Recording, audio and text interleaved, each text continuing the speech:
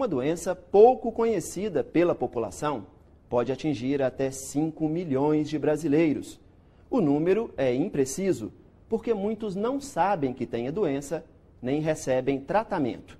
A psoríase é o tema do Em Discussão desta semana. O paciente ele percebe um nojo ou uma repulsa quando tem um convívio social. A gente não vai conseguir curá-lo, mas nós queremos controlar a doença e controlar de uma maneira efetiva. É uma doença realmente impactante.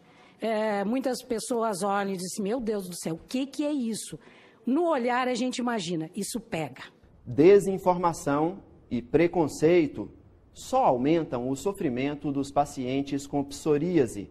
Agora você vai conhecer melhor essa doença, que foi tema de audiência pública na Comissão de Assuntos Sociais. A psoríase é uma doença bastante comum, né? Bastante frequente e normalmente as pessoas já têm um conceito dela, que é uma doença dermatológica, que tem uma origem psicológica, que normalmente é desencadeada por estresse, e acomete somente a pele e causa danos estéticos importantes.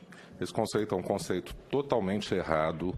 Isso, inclusive, se você jogar no Google e em algumas fontes não confiáveis, você encontra essas informações. A história natural da psoríase é, geralmente, começar pela pele e depois de 5 a 10 anos, os pacientes que têm uma predisposição desenvolvem o comprometimento articular, que é essa inflamação das articulações que leva à deformidade. Ela é incapacitante e deformante. Isso é um conceito que muitas vezes as pessoas não conhecem. A artrite psoriásica é uma comorbidade, ou seja, uma doença que acompanha a psoríase, além de outras, hipertensão, obesidade, diabetes, infarto do miocárdio, derrame. Hoje em dia a gente sabe que a psoríase é uma doença sistêmica, ou seja, acomete todos os órgãos, acomete coração, fígado, rim e principalmente as articulações. É uma doença não contagiosa, inflamatória. Dizem que a doença não mata. Mata. Se ela não estiver bem assistida, se ela não tiver tratamento. A obesidade, depressão, vocês não têm ideia o que as pessoas choram, sofrem com depressão. Porque elas não têm mais o direito de sair, o direito de passear, o direito de ir a um shopping, a uma piscina, porque elas não têm condições. As pessoas olham e elas são obrigadas a se esconder. A doença, ela desfigura, ela tem mutilações. As pessoas ficam com as mãos mutiladas. Vejam bem o que é o sofrimento dessas pessoas. A ideação suicida é muito frequente nesses pacientes com as formas graves da doença. Por quê? Porque aquilo traduz o sofrimento que o paciente enfrenta. Ela ocorre em pessoas que nascem com essa predisposição, uma predisposição genética, e que, devido a alguns gatilhos, estresse emocional ou físico, algumas medicações, infecções como HIV, você desencadeia um processo imunológico que leva a um processo inflamatório, tanto cutâneo como sistêmico. Inicia 75% das vezes em pacientes menores de 40 anos, ou seja, pacientes no auge da vida produtiva. Desses, a maior parte apresenta quadros localizados, quadros que podem ser tratados com medicação tópica. Mas de 20% a 30% deles já necessitam de alguma intervenção maior, ou fototerapia ou alguma medicação sistêmica. Acomete tanto homens como mulheres, em torno de 1 a 3% da população mundial. No Brasil, nós não temos um estudo de prevalência da psoríase. Falta isso, estima-se que seja em torno de 1,3%. E o curioso é que nos Estados Unidos a incidência vem aumentando muito nas últimas 3 décadas. O quadro clínico ele é bastante variado. A maior parte dos pacientes apresentam essas lesões avermelhadas, escamativas, que doem, coça, algumas vezes abrem fissuras que incomodam muito. Mas o quadro começa a ficar um pouco mais grave, começando a acometer, se disseminando, chegando a esses quadros. É uma doença realmente impactante. Muitas pessoas olham e dizem, meu Deus do céu, o que é isso? No olhar a gente imagina, isso pega. É o impacto que a doença provoca. Talvez quem não tenha essa noção de que ter que estar se escondendo debaixo de roupas o tempo inteiro, tendo que se explicar, tendo que mudar a sua rotina diária para que as pessoas não sejam constrangidas e elas também não se constrangem. Eu sou mãe da Silvia, que tem psoríase desde os 7 anos.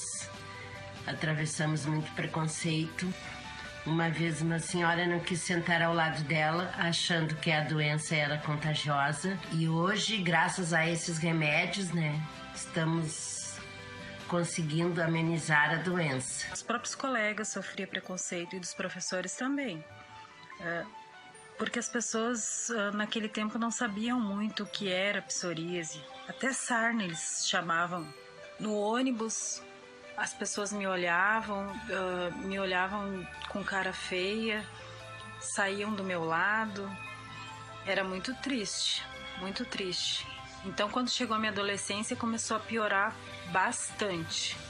Eu tinha sempre que ficar com o atestado na mão, porque mesmo passando pelo exame médico, as pessoas duvidavam que o que eu tinha não pegava. O preconceito é a pior coisa que tem, é o preconceito.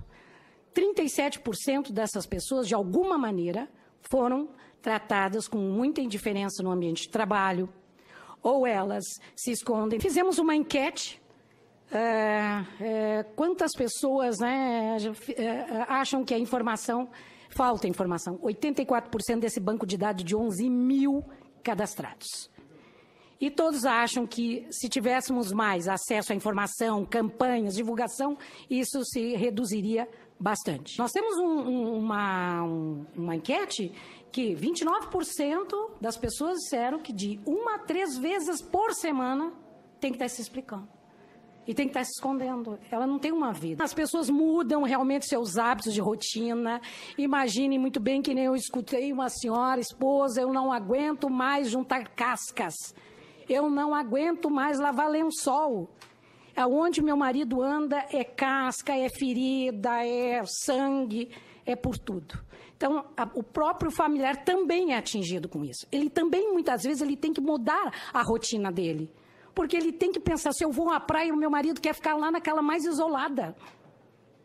Porque as pessoas não vão aceitar. Todo mundo olha o tempo inteiro. Ela causa, além de tudo, um grande impacto psicossocial, que a Gladys estava falando agora. Imagina uma mulher com essa pele caindo escama pela casa inteira. Crianças, imaginem uma criança com essa lesão na face e para o colégio. Que convivência que ela vai ter. Imagina o trauma que isso causa numa criança. Quadros extensos como esse, o paciente conviver com isso é praticamente impossível. E algumas vezes quadros inflamatórios como esse chegam a necessitar de internação em CTI. Eu sou o chefe do Serviço de Dermatologia do Hospital Federal dos Servidores do Estado do Rio de Janeiro. A gente fez um levantamento das causas de internação de 2012 até hoje. A psoríase, disparado na frente, com quase 25% dos casos de internação. Até no tipo de roupa. Sabe o que eu ouço muito da mulher, que é a vaidade da gente? Eu tenho um sonho, usar um pretinho básico. Ela não pode usar, porque as cascas ficam sempre expostas, né? Elas têm um sonho. E se sentem envergonhados com a doença, 73% dessas pessoas. O paciente ele percebe o nojo ou uma repulsa quando tem um convívio social, tem dificuldades sexuais, alteram o vestuário, como uma paciente minha disse, psoriásico quando se veste, ele se esconde. Eu só gostaria de chamar a atenção aqui, a psoríase ela tem um impacto na qualidade de vida muito maior do que pacientes com câncer, com depressão, com hipertensão. Ou seja, tanto fisicamente quanto mentalmente, esse paciente tem um comprometimento muito grande. Isso levou a OMS, ano passado, em maio, a publicar a resolução sobre a psoríase, definindo como uma doença crônica, incapacitante, não transmissível, dolorosa, desfigurante, para a qual ainda não existe cura. Essa resolução da OMS, do qual o Brasil participou, é justamente para melhorar o atendimento ao paciente psoríase e facilitar o acesso ao tratamento. E que é justamente um dos pleitos que a SBD já vem brigando há muitos anos. Uma das coisas mais importantes que aconteceu em 2014 e agora em maio foi o reconhecimento pela OMS da doença psoríase como uma doença crônica incapacitante que precisa realmente de tratamento. Veja no próximo bloco as opções de tratamento e as dificuldades de acesso. O Em Discussão volta em instantes. Precisamos melhorar o acesso para que as pessoas tenham condições de ter melhor qualidade de vida, tratamentos, medicamentos que possam, pelo menos, controlar a doença.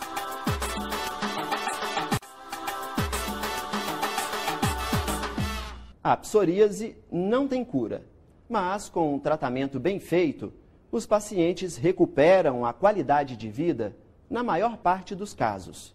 A dificuldade é encontrar médicos especialistas, além de centros de referência terapêutica. O maior desafio desse portador é no diagnóstico, lá na unidade básica de saúde. Quando ele chega no dermatologista, facilita.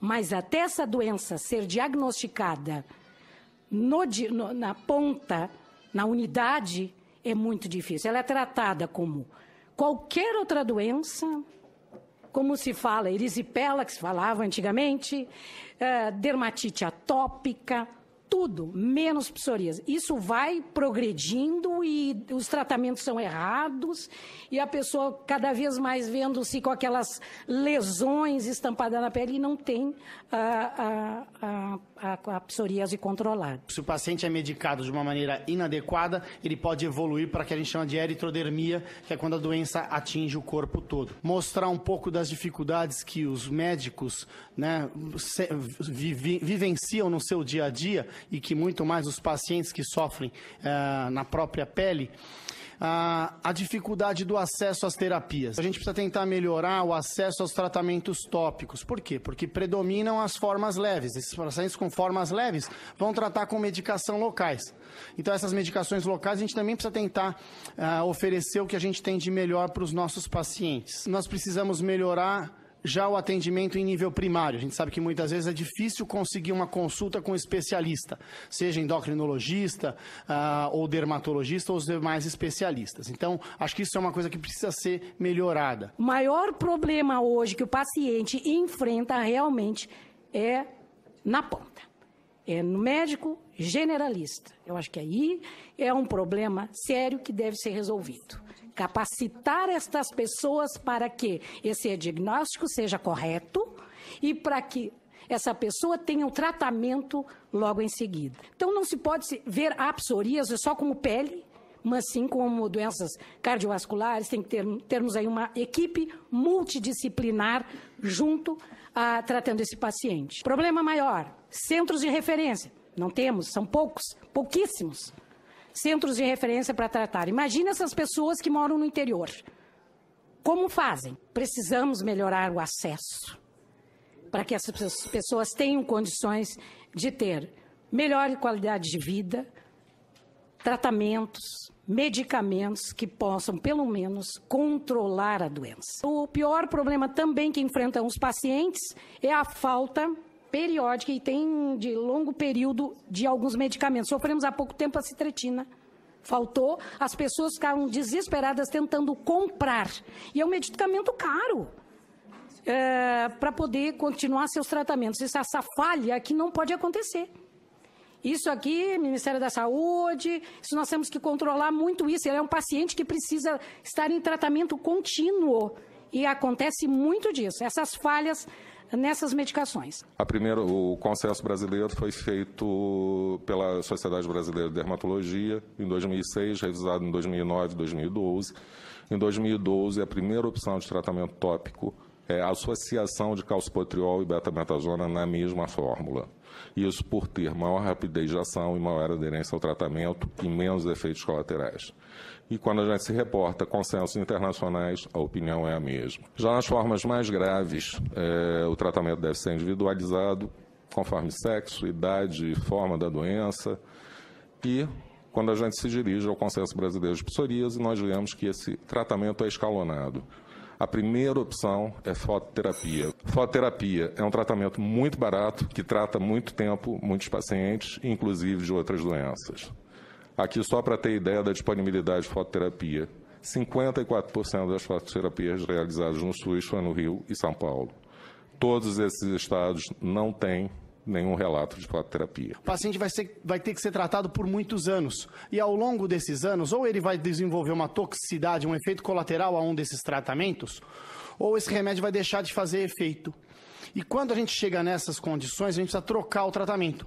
Então, nós precisamos ter a disponibilidade dos imunobiológicos na falha dos tratamentos clássicos, que são a citretina, a ciclosporina, o metotrexato e a fototerapia. Compartilho aqui com as opiniões da Sociedade Brasileira de Dermatologia, na qual nós precisamos fazer uma revisão do PCDT para tentar ofertar mais tratamentos para os pacientes com psoríase. Já que a gente não vai conseguir curá-lo, mas nós queremos controlar a doença e controlar de uma maneira efetiva. E para se controlar de uma maneira efetiva, a gente precisa dispor dessas ferramentas. A necessidade que temos de incorporação de novas tecnologias, de novos tratamentos para o tratamento da psoríase, principalmente para aqueles pacientes que não respondem mais a nenhum tipo de tratamento convencional. Aqui, só os pleitos, facilitar o acesso ao tratamento, conforme a resolução da OMS, aumentar a rede de fototerapia, facilitar a inclusão de novas tecnologias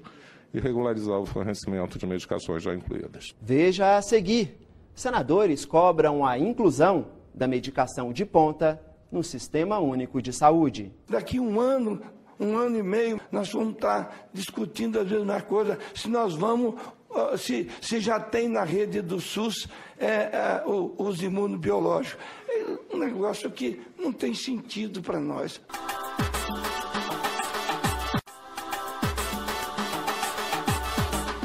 Os remédios mais modernos para tratar a psoríase ainda não são fornecidos pelo SUS. Os dermatologistas que participaram do debate na Comissão de Assuntos Sociais defenderam a inclusão dos chamados imunobiológicos. E os senadores quiseram saber por que a Comissão Técnica do Ministério da Saúde não aprovou esses medicamentos em 2012. Eu, Clarice Petramalli, faço parte do Ministério da Saúde há muitos anos, pelo menos 35, 40 anos, e hoje estou trabalhando na direção de uma área de incorporação de tecnologias. Esta comissão é um órgão colegiado de caráter permanente, integrante da estrutura regimental do Ministério, que tem por objetivo assessorá-lo nas atribuições relativas à incorporação, exclusão, alteração de tecnologias no SUS, bem como na constituição de protocolos clínicos e diretrizes terapêuticas e mantê-las atualizadas. Doutora Clarice, os medicamentos citados pelo Dr. Paulo e confirmados pelo Dr. Marcelo, que são eficazes, comprovados cientificamente por outros países, não foram incorporados na adoção desses medicamentos como os que, digamos, do ponto de vista médico, do ponto de vista técnico, do ponto de vista farmacêutico, são os mais aplicados pelos dermatologistas no tratamento da doença. Infelizmente, no estudo das doenças crônico-degenerativas e com esse caráter que é parecido com a doença reumática, que é parecido com a doença de Crohn, as empresas que desenvolveram os biológicos começaram a fazer pesquisas para a parte reumatológica, para a parte de doença de Crohn e deixaram para o final os estudos com relação à doença, à psoríase. Então, foi uma escolha das empresas desenvolver mais estudos para uma doença do que para outra. As preocupações com a segurança e com a falta de estudos de comparação com coisas ativas, porque todos os estudos comparam com não fazer nada, com placebo. E a gente tem já tratamentos ativos. Então, existe uma lacuna na pesquisa desses medicamentos para esta doença, embora tenha muito mais consolidado evidências para, no caso, artrite reumatoide. A gente não está dizendo que o remédio não cure o doente, não melhora o doente, não melhora a todos, né? Você sabe que vai, como todo remédio, nada é 100%, e você vai ter perdas também. E como conter o problema da insegurança por falta de estudos nessa área? Vou discordar um pouquinho da doutora Clarice em relação a estudos. Existem 4 biológicos que são aprovados para psoríase, sendo um deles que foi desenhado exclusivamente para psoríase, que é o Stequinumab. Os estudos, existem estudos já de 5 anos ou mais, já comprovando eficácia e segurança. Curiosamente, a artrite psoriásica, que é uma manifestação da psoríase, conseguiu ser aprovado tendo o mesmo número de estudos de segurança e eficácia a longo prazo. A psoríase não. Ok, são medicações imunossupressoras, são medicações novas, mas que hoje em dia a gente já sabe que tem um perfil de segurança muito bom. Não vejo as pessoas se queixando tanto de efeitos colaterais, porque para ela interessa é a qualidade de vida, é estar bem, é poder estar trabalhando. Seria bom que nós tivéssemos essas informações que a Conitec nos exige. No entanto, a gente sabe que o desenvolvimento dessas pesquisas de longo prazo, isso é muito caro. Então, muitas vezes não existe um desenho de pesquisa que acompanhe pacientes por muitos anos. No entanto, como o Paulo falou, para o ustekinumab, isso está muito bem desenhado. A Conitec, quando avaliou esses medicamentos biológicos, isso foi em 2012. Ainda era muito recente o lançamento do medicamento específico para a psoríase. O tempo de estudo era muito curto, mas as coisas acontecem, o mundo inteiro está estudando. A submissão da Sociedade Brasileira de Dermatologia é uma possibilidade de reestudarmos o assunto sob outro foco e com evidências novas que surgiram de 2012 para cá. Sempre o protocolo vai poder ser atualizado cada vez que entrar qualquer nova medicação para qualquer doença. Porque há uma morosidade nessas coisas, né? A senhora colocou ali 180 dias, mais 90, mais 180. Então, nós estamos falando de mais de ano. Como fazer ir no menor prazo possível para que do seu departamento ou da sua coordenação saia uma deliberação? Não, esse imunobiológico precisa e deve ser liberado. 180 dias para avaliar é um tempo curto na maioria dos países que têm sistemas públicos e, portanto, vão ter que fazer a conta do impacto orçamentário e do impacto logístico de colocar na rede um novo remédio, uma nova tecnologia, isso para que haja sustentabilidade no que foi incorporado. Também não adianta nada a gente discutir rapidamente, sem a profundidade necessária, a inclusão de uma tecnologia num país ou num estado e depois não ter dinheiro, não ter orçamento para bancar a continuidade dele. Em relação ao tempo, esse tempo realmente é longo, é uma coisa difícil. Eu entendo que a Conitec precisa ver muita coisa. Essa elaboração do dossiê que a gente fez já inclui análise de impacto orçamentário, farmacoeconômica. É um trabalho bastante complexo. Então, assim, acho um tempo longo? Acho. Mas talvez, abreviar esse tempo, a gente vai ter perdas muito grandes. O que a SBD puder fazer para abreviar esse tempo, a SBD está disposta. Como também sabe que o impacto orçamentário disso é muito grande. Acho que a gente entende da complexidade do assunto, né? Reconhece que é um assunto muito complexo. Gostaríamos que nós conseguíssemos acordar um prazo menor, acho que a gente pode tentar isso, e a gente se empenhar, se comprometer. O Hospital das Clínicas, eu representando o Hospital das Clínicas e sendo membro também da Sociedade Brasileira de Dermatologia, que nós nos empenhemos para tentar abreviar isso ao máximo. Em média, nos outros países, nós levamos 60 dias, no máximo 80 dias, para autorizar o início de uma pesquisa clínica. No Brasil, é mais de ano. Tem casos de 3 anos e não se autoriza. É o fim da picada isso. Daqui um ano e meio, Marcelo, nós vamos estar discutindo às vezes uma coisa, se nós vamos, se já tem na rede do SUS os imunobiológicos. É um negócio que não tem sentido para nós, não faz sentido isso. Custa caro, custa muito mais caro a hora que você interna um paciente desse e ele é um paciente crônico e vai ficar lá um tempo todo demandando medicação, leito. A pesquisa clínica é difícil e os problemas éticos que envolvem isso também são. Então, a gente tem que ter segurança no que incorpora, porque uma vez incorporado, a desincorporação é muito mais difícil. É diferente a decisão do Marcelo com relação ao paciente dele, que ele está cuidando. E se na hora que a coisa não está dando certo, ele tira, ele substitui, ele elimina aquele remédio. Diferente é quando há uma incorporação de uma política pública e, portanto, temos que ter mais segurança sobre o que estamos fazendo. Nós não vamos ficar conformados, Moca.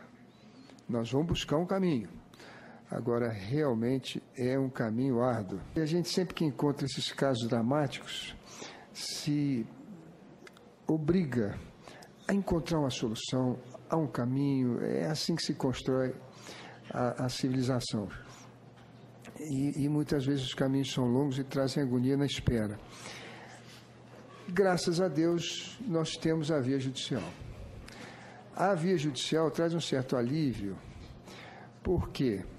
Porque muitas vezes o medicamento não está completo no seu ciclo de pesquisa, que é obedecido de maneira religiosa para que amanhã as pessoas não carreguem culpas por terem prescrito ou autorizado alguma coisa que trouxe um efeito colateral pior do que os benefícios que o medicamento garante. Nós caímos num ciclo bastante perverso. O paciente falha a terapia tradicional, não tem a disponibilidade do tratamento biológico. Esse paciente, a gente teria que voltar a fazer tratamentos que a gente sabe que não funcionam. E praticamente está enganando o paciente, o que acaba gerando judicialização. A gente poderia estipular prazo, presidente.